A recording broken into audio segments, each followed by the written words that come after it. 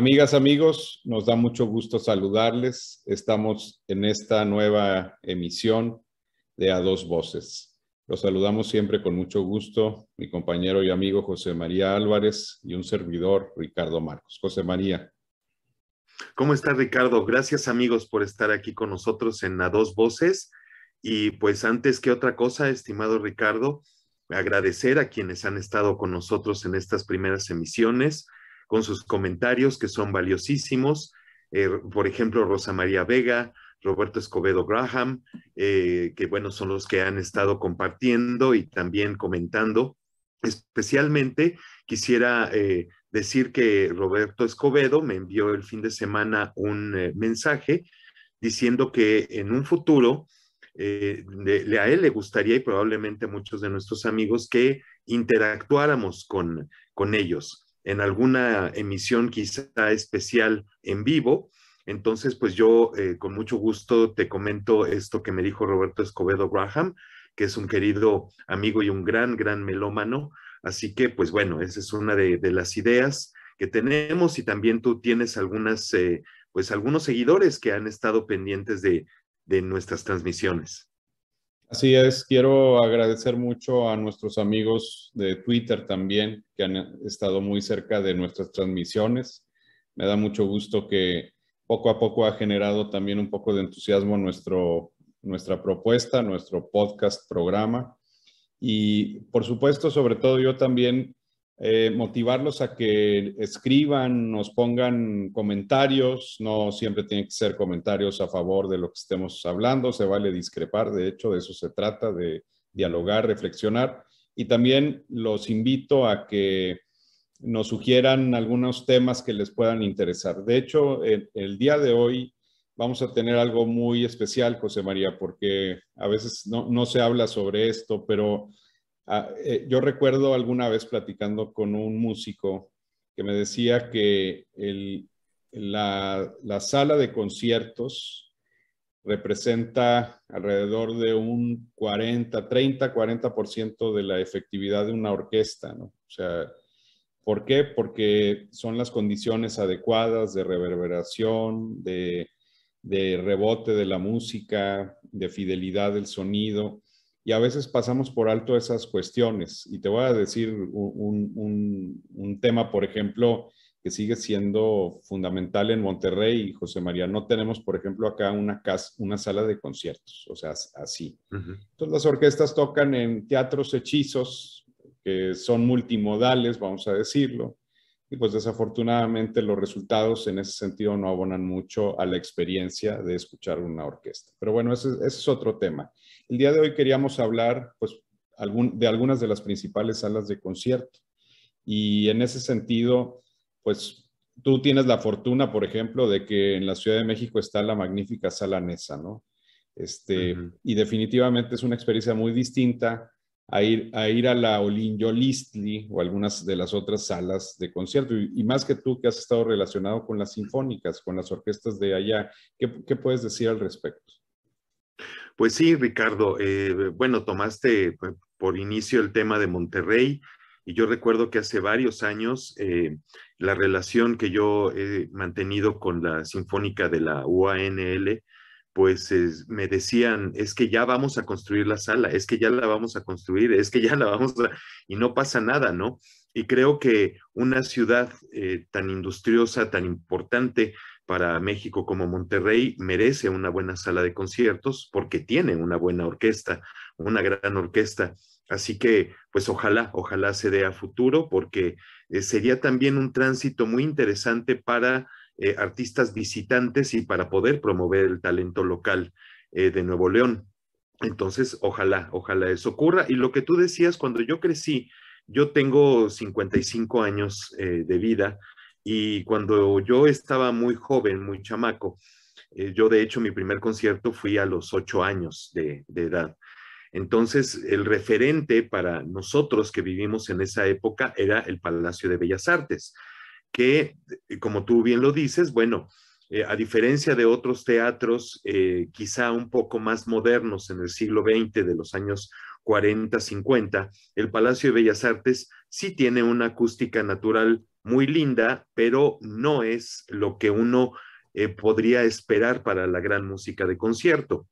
Entonces, bueno, yo crecí con el referente de Bellas Artes y en algún momento con el Teatro de la Ciudad, aquí en la Ciudad de México, que pues eran los lugares donde se presentaba la Filarmónica de la Ciudad de México cuando se fundó. Cuando abrieron la sala Nezahualcóyotl en 1976, en diciembre de ese año, fue un despertar para todos los melómanos, para mí que yo era un niño prácticamente, e imagínate para los melómanos que ya tenía nuestra ciudad, pues fue un despertar absolutamente, escuchar los armónicos que produce una orquesta, la reverberación, como tú la dices, natural de la música, fue algo absolutamente distinto y nosotros pues ya empezamos a darnos lugar, bueno, sitio ahí en la sala Nezahualcóyotl, en Ciudad Universitaria. El problema era llegar. Para uno poder llegar ahí, pues no había, de hecho, parada de autobús. No había ni siquiera un puente peatonal sobre Avenida Insurgentes, que es donde está, que es la avenida cercana al Centro Cultural Universitario. Así que los primeros años que la Filarmónica de la UNAM tocaba ahí en la sala Nezahualcóyotl, proveían de un transporte, una pequeña camioneta que llevaba a varios a los conciertos, sobre todo de los viernes.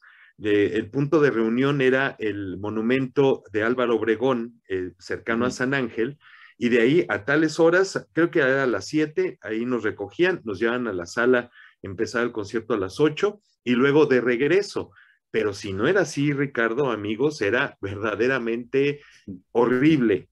Yo pues iba mucho con mamá, pues yo mis primeros años, bueno, pues fuimos mamá y yo a la sala Nezahualcóyotl, bajábamos del camión que además no paraba ahí, teníamos que gritarle para que nos parara exactamente ahí, y luego correr en una avenida en donde no había semáforos en ese tramo, ¿no? Hasta Periférico, desde San Ángel hasta Periférico, no hay ni un solo semáforo. Así que bueno, luego, ya habiendo cruzado, sortear todo el pedrerío ahí de volcánico, pues para poder llegar a la sala. Y los domingos era muy simpático, Ricardo, porque pues salíamos de los conciertos y pues, ¿quién crees que se salía a solear ahí al estacionamiento nuevo? Porque tampoco había estacionamiento al principio en la sala de Nezahualcóyotl, las serpientes, las Qué víboras. barbaridad. Había, en la sala, pues había también, obviamente por el tipo de terreno, recuerdo mucho que antes de abrir la sala, todos los acomodadores iban con gente de apoyo de la UNAM, de auxilio UNAM que se llama, para buscar o tarántulas que se metían a la sala, o zorrillos. Una vez se tuvo que cancelar un concierto a la mitad, que lo estaba dirigiendo Jorge Sarmientos, nunca se me va a olvidar, porque de repente empezamos a oler una cosa espantosa, se volteó el maestro Sarmientos y dijo, evacúen inmediatamente la sala. No, no estaba temblando, se metió un zorrillo, se metió un zorrillo y era un olor que jamás voy a olvidar. Así que se tuvo que cancelar el concierto porque era insoportable el olor. Digo, ya a estas alturas está más urbanizado, pero los inicios de la sala fueron así. Íbamos muy poca gente, había veces que había más orquesta que público, pero lo que le dio mucho empuje fue los esfuerzos que hizo la UNAM junto con otras instituciones de traer orquestas y grupos de todo el mundo.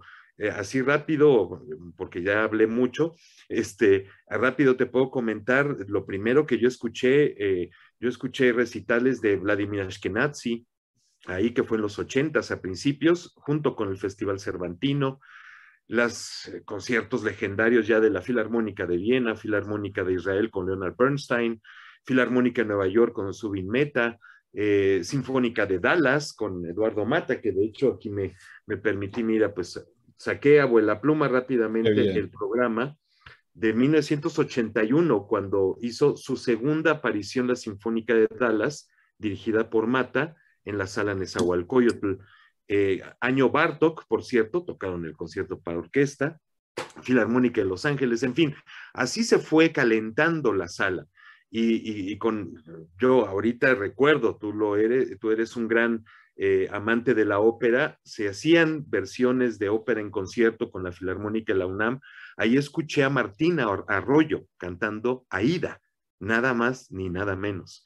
Ahí escuché a Jorge Bolet con la Filarmónica de la UNAM tocando la Rapsodia sobre un tema de Paganini. En fin, son muchos recuerdos de una sala bien, bien querida que ha tenido ya pues, algunas modificaciones, pero que sigue siendo el alma de la gran música de concierto aquí en México. Fíjate que respecto a la sala Nezahualcóyotl, es considerada una de las grandes salas de conciertos del mundo, hay que decirlo. Incluso está referenciada en varios libros que hablan sobre el tema de la acústica. Y dentro de sus características, digamos, esenciales, que provocan, digamos, esa fidelidad de sonido y sobre todo, es una de estas salas donde sí se puede captar muy bien el sonido de las cuerdas bajas, José María, y tú sabes que eso es un punto fundamental para la experiencia del oyente.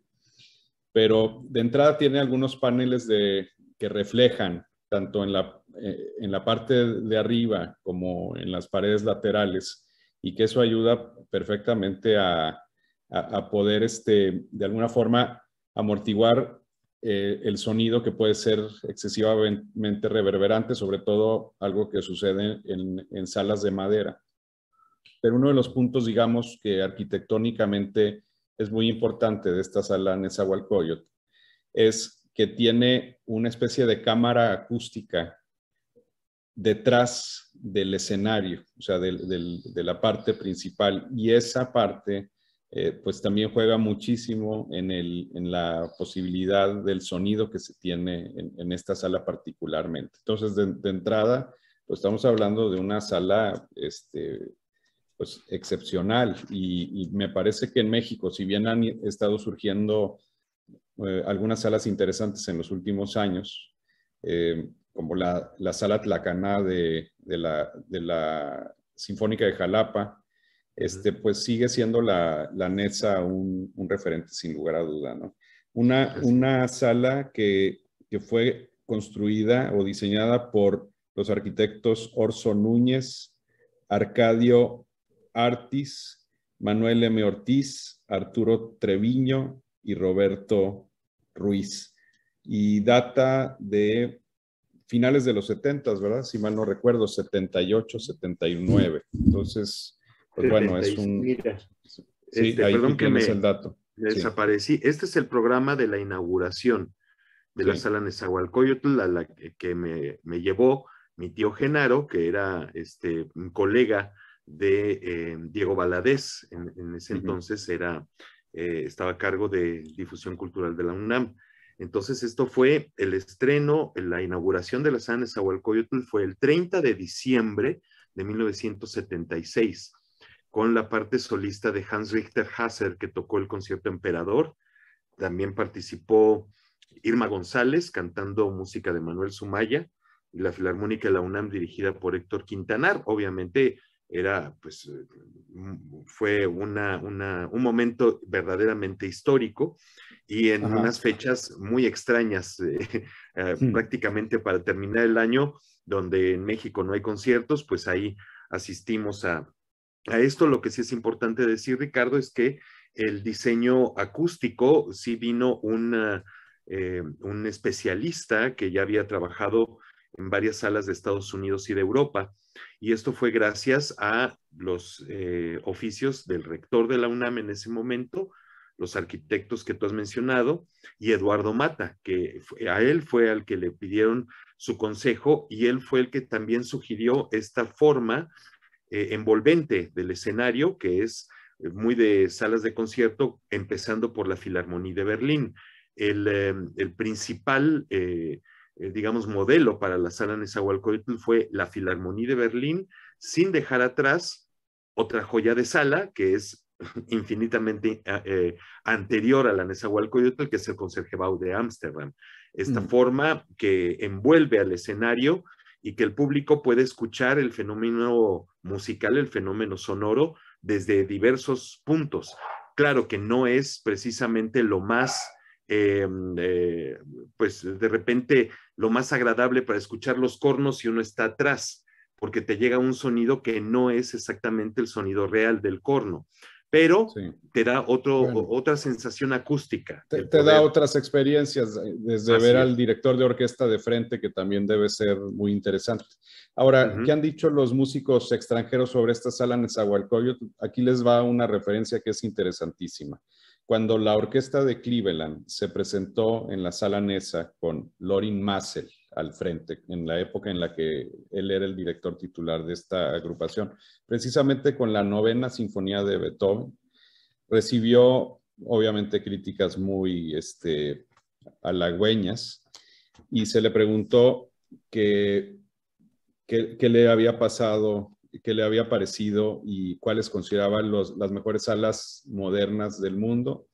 Dice, la mejor sala de conciertos que conozco es la que se construyó por la Universidad de México. Eso es lo que Ujú. dijo Lorin Maazel. Nada Entonces me menos. parece, nada menos, es un gran respaldo, sin lugar a duda, de lo que es esta magnífica sala, que también yo la conozco, ha sido este lugar de conciertos también memorables, y afortunadamente sigue habiendo el día de hoy. Pasemos Ujú. ahora a otra sala digamos, emblemática. Pasamos de nuestro entorno, vamos a decir, nacional, y encontramos también una que data de 1900, José María, y que muchos la consideran la sala de conciertos más perfecta del mundo. Me Ujú. refiero a la sala de la Sinfónica de Boston, Ujú. a la sala de conciertos de la Sinfónica de Boston. Esta es una sala de forma rectangular, le han llamado la caja de zapatos también, Ujú. y me parece que hay también grandes registros y grabaciones que atestiguan, José María, pues digamos, clamor casi absoluto de los grandes melómanos y músicos que la consideran como una de las grandes salas. No sé si a ti te ha tocado estar por ahí, pero al Ujú. menos estoy seguro que te ha tocado escuchar infinidad de grabaciones al respecto. Sí, pues tú lo dices bien, es la caja de zapatos, ¿no? Y la típica caja de zapatos, como también el Musikverein de Viena, es una caja de zapatos de forma rectangular, en donde pues especialmente Orchestra Hall de Boston no tiene mayor lujo, pero no tiene mayor cosa más que el hermoso sonido que tiene esa sala. Es importante comentar con nuestras amigas y amigos, Ricardo, que este tipo de recintos se vuelven entes vivos. O sea, ¿por qué? Por todos los elementos que tienen, entonces cobra vida gracias al sonido. El sonido que tiene la sala natural, bueno, pues es reforzado por lo que tocan los solistas o las orquestas. Entonces se convierte en un ente en donde nosotros podemos acceder, donde podemos ingresar a este ente vivo, ¿no? Y la verdad, en Orchestra Hall yo tuve la oportunidad de escuchar a Osawa dirigiendo a la Sinfónica de Boston en el tiempo que él fue director de esa orquesta. Y curiosamente, es muy raro, pero bueno, no son coincidencias, así es. Una de las piezas, por ejemplo, o dos de las piezas que yo considero realmente interesantes para poder medir esa calidad de sonido natural de una sala de conciertos, no sé qué opinas tú, son el concierto para orquesta de Bartók y Daphnis y Chloe de Ravel, por solo mencionar dos, porque hay infinidad de obras en donde necesitamos esta experiencia de espacio, ¿no? En donde la reverberación natural de una sala ayude a la música a poder correr, poder fluir. Yo escuché a Osawa haciendo el concierto para orquesta de Bartók en Orchestra Hall y se te cae verdaderamente la mandíbula de la capacidad totalmente natural, porque todo lo que tenemos ahora, las mediciones totalmente científicas para cómo debe de la respuesta del sonido, etcétera, en aquella época no existían como ahora, Ricardo, y tenemos una sala que sigue reverberando de una forma tan hermosa. ¿Tú tienes alguna experiencia, por ejemplo, en Orchestra Hall o de grabaciones? Eh, Desafortunadamente es de lo que tengo ahí como en la lista de espera de viajar a Boston para escuchar a la magnífica orquesta que también es una de las grandes del mundo, pero además en esta combinación con la sala de conciertos. Sin embargo, grabaciones hay muchas y yo estoy pensando, por ejemplo, me viene a la cabeza algunas que yo consideraría como que reflejan perfectamente lo que tiene esta magnífica sala de conciertos. Una de ellas, hay un ciclo de Mablast, Mi Patria, de los poemas sinfónicos de Bedřich Smetana, con Rafael Kubelik dirigiendo la Sinfónica de Boston. Me parece que esa es una de las mejores versiones que realizó Kubelik de este ciclo de poemas sinfónicos. Hizo varias, de hecho hay que decirlo, a lo largo de su vida, pero particularmente este es un lujo. El sonido cultivado de las maderas, el sonido redondo de los cornos, no hay ninguna reverberación de más. También pienso yo, por ejemplo, la Sinfonía 1, Sueños de Invierno, que grabó Michael Tilson Thomas con la Boston Symphony precisamente. Y podríamos pensar también quizá en Los Planetas de Holst, que grabó William Steinberg con la Sinfónica de Boston también en los 70s con Deutsche Grammophon, por poner algunas de estas, digamos, grabaciones que nos muestran cuál es el sonido Boston y en donde evidentemente también un porcentaje tiene que ver con esa magnífica sala de conciertos. Quizá también las sinfonías de Sibelius dirigidas por Colin Davis, que en mi opinión personal sigue siendo su mejor ciclo, ese de los 70s por encima de los otros que también dirigió en los 80s y más adelante. Entonces, pues ahí tenemos una serie de versiones, más lo que tú digas de Seiji Ozawa, que también la dirigió por muchos años. Hay por ahí algunas obras de Berlioz con Ozawa muy bien conseguidas. Hay una damnación de Faust que orquestalmente es fenomenal. Pondría algunos reparos con la cuestión vocal, pero orquestalmente es de primera, ¿no? Entonces, pues hay mucho de dónde emocionarse uno, ¿no? Y pues obviamente habrá con Charles Munch, que también fue de sus grandes directores de orquesta ya en la década de los 60, ¿no? Y sabes, hablando de música francesa, que la orquesta de Boston y Ozawa hicieron tan bien, porque la verdad eran unos grandes intérpretes de la música francesa. Ahora, bueno, tienen otros fuertes, ¿no?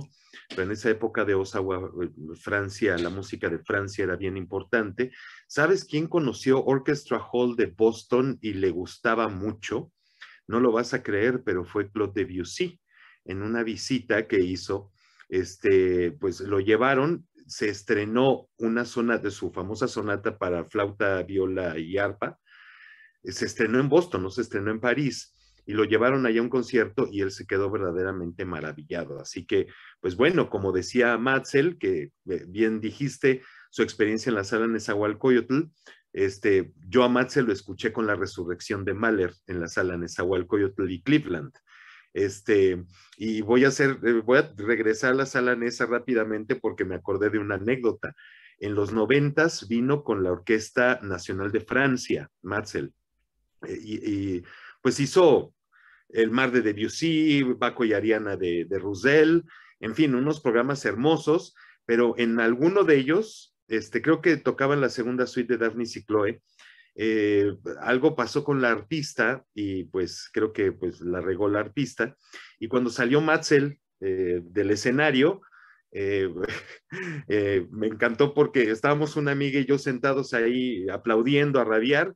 Salió Matzel y la artista tenía su bolsa junto de su arpa, ¿no?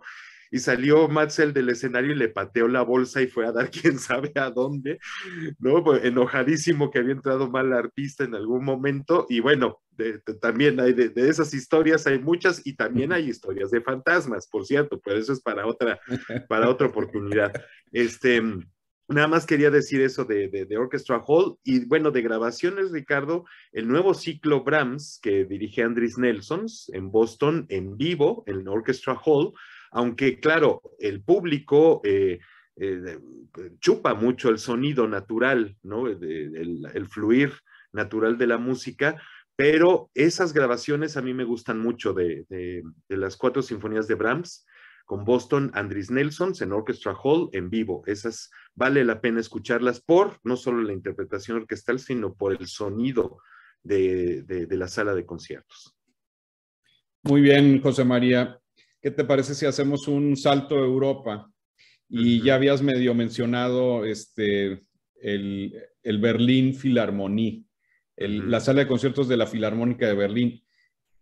Tomémosla como ejemplo de otro concepto muy distinto, ¿eh? Su arquitecto Hans Scharoun dijo, la música debe ir en el centro. Tú sabes que generalmente la idea, por ejemplo, de las salas de concierto en forma de caja de zapatos, como la que acabamos de hablar de la Boston Symphony Hall, pues te coloca a la orquesta en la parte de atrás de la sala de conciertos. Así pasa también en la sala de la New York Philharmonic Orchestra, que ahora ya tiene un nombre muy particular porque esos se los van cambiando de acuerdo al patrono que da para que su nombre esté ahí inscrito. Pero básicamente la idea es esa. Pero en el Berlín Philharmonie tenemos que la orquesta realmente está en el centro y esto efectivamente pues trae como consecuencia algunos, digamos, algunas diferencias acústicas, ¿no?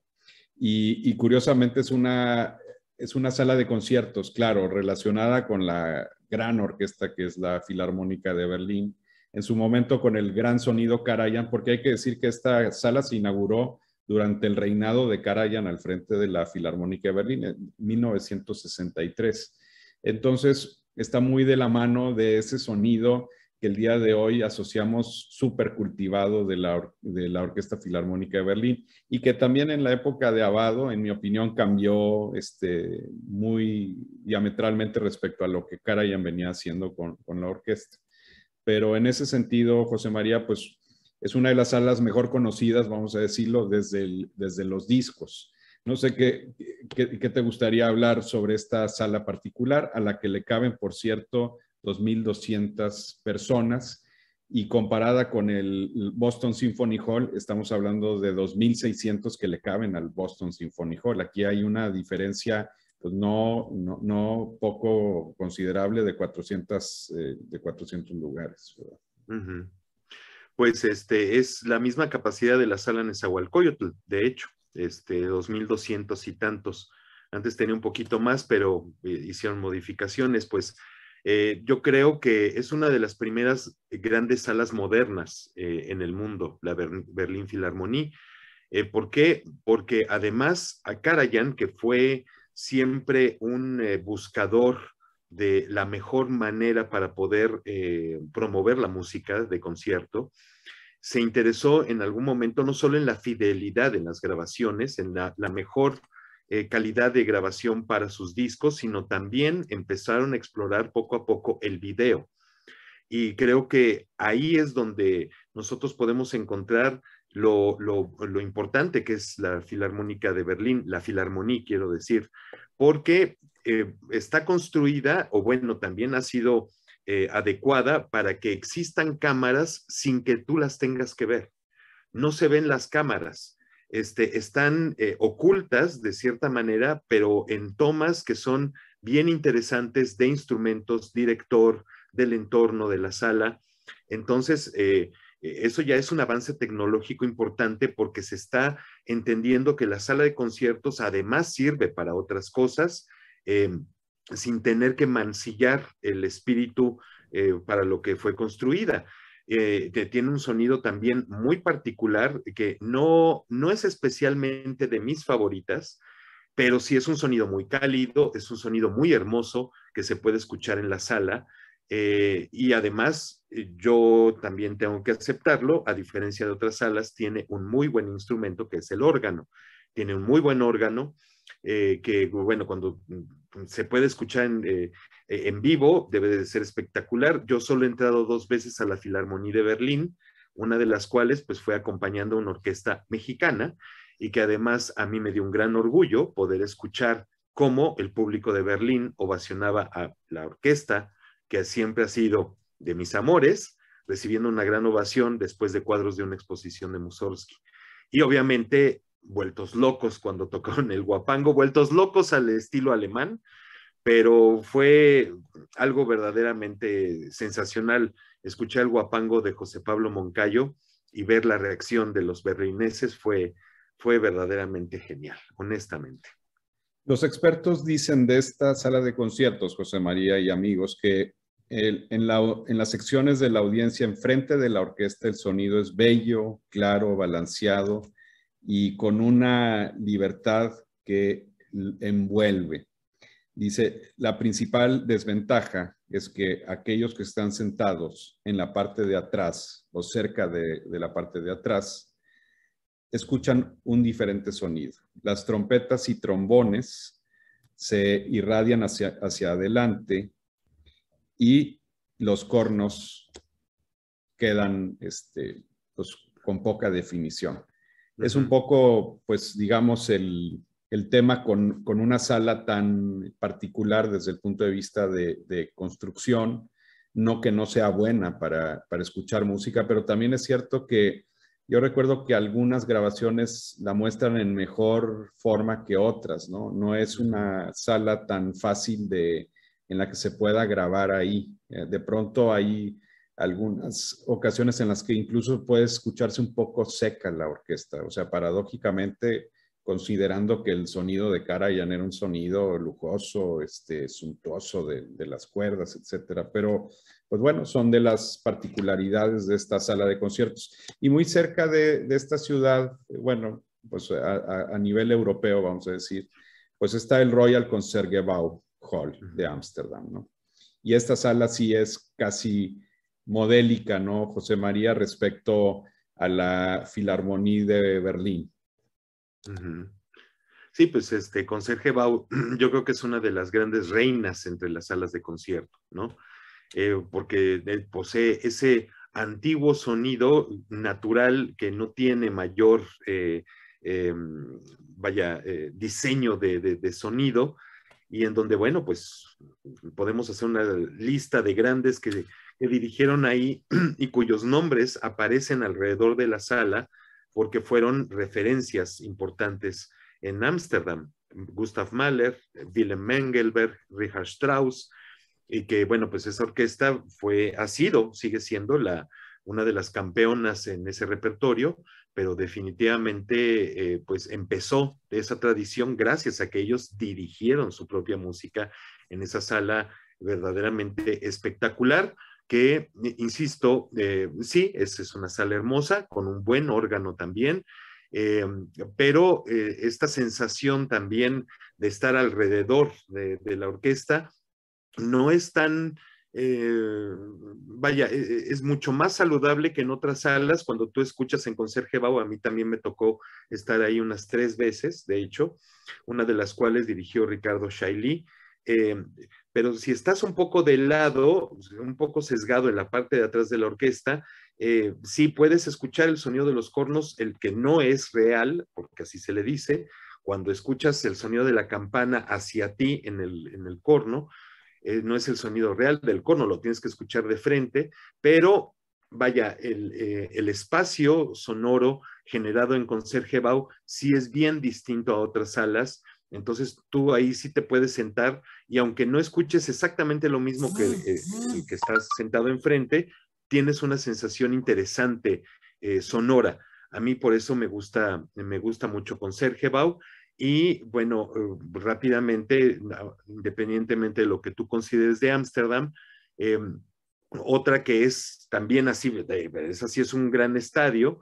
Yo creo que este programa ya nos va a dar para 2 partes, mi querido Ricardo, pues es el Albert Hall de Londres, que no Bueno, tiene la mejor acústica, no, pero no, es espectacular. Es un claro, lugar espectacular y quienes fuimos a Londres en una época que a mí me tocó vivir allí y después regresé algunas veces, pero en verano, sin aire acondicionado, es una cosa espantosa. A alguien ya se le ocurrió la brillante idea de ponerle aire acondicionado, pero a mí, cuando yo vivía allá, que fue hace 32 años, 33 años, en ese verano, pues era tan insoportable el calor que en la parte de arriba del Albert Hall hay ventanas.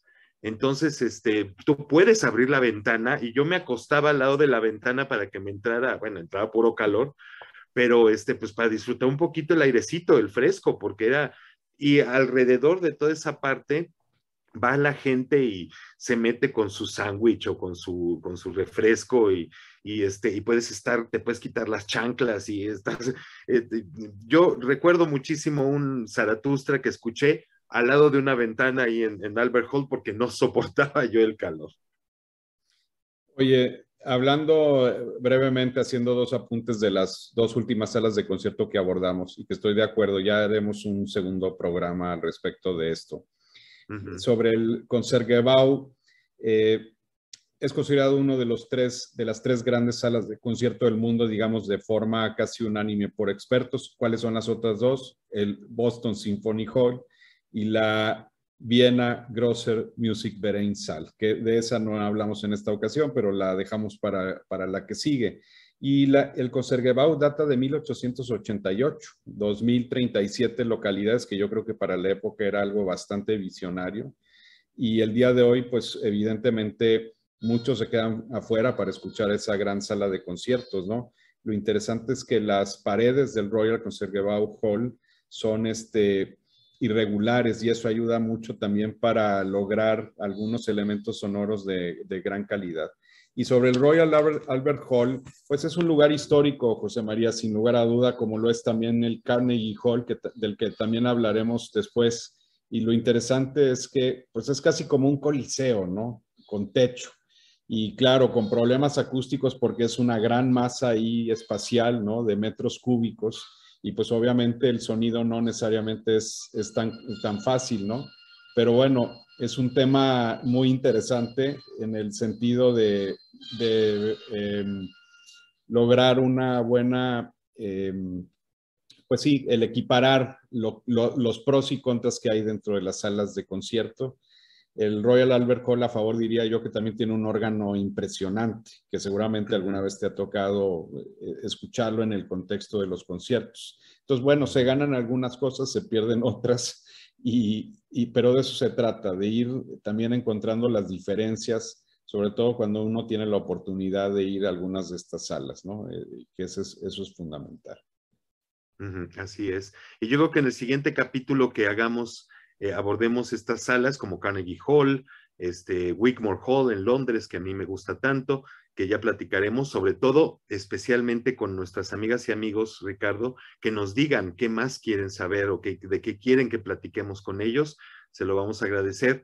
También le vamos a hacer un pequeño capítulo, o bueno, un pequeño apartado a las salas malas, malas, malísimas, ¿no? Y donde tocan orquestas buenas, buenas, buenísimas. Eso es lo más curioso de todo, ¿no? Me parece muy, muy interesante el ejercicio y además pudiéramos hablar de algunas otras salas de México. O sea, la Cana no la hemos abordado adecuadamente, habría que comentarla un poco, así como algunas de las que han ido surgiendo en los últimos años. También les tenemos preparado próximamente un programa con algunas obras de Ralph Vaughan Williams, compositor que está cumpliendo este año 150 años de su nacimiento. Es un compositor que nos gusta mucho tanto a José María como a mí, así que también iremos haciendo algunas cosas a favor de este gran compositor inglés. Pues José María, muchas gracias por la conversación de esta ocasión. Gracias a ti, Ricardo, y gracias, amigos. Recuerden, compartan, por favor, nuestro podcast programa, comenten todo, porque especialmente nosotros nos beneficiamos y ustedes también con el algoritmo de todas estas cuestiones. Si ustedes comentan, hacen un comentario, ya sea en el YouTube, ya sea en las páginas de Facebook donde nos ven, aumenta el ranking o la popularidad de nuestras publicaciones y más gente empieza a verlas de manera natural. Así que ustedes son los mejores promotores y agradecemos mucho que estén aquí con nosotros. Gracias, Ricardo, y pues ahí nos estaremos viendo en la próxima ocasión. A seguir disfrutando de la mejor música. Hasta pronto. Hasta pronto.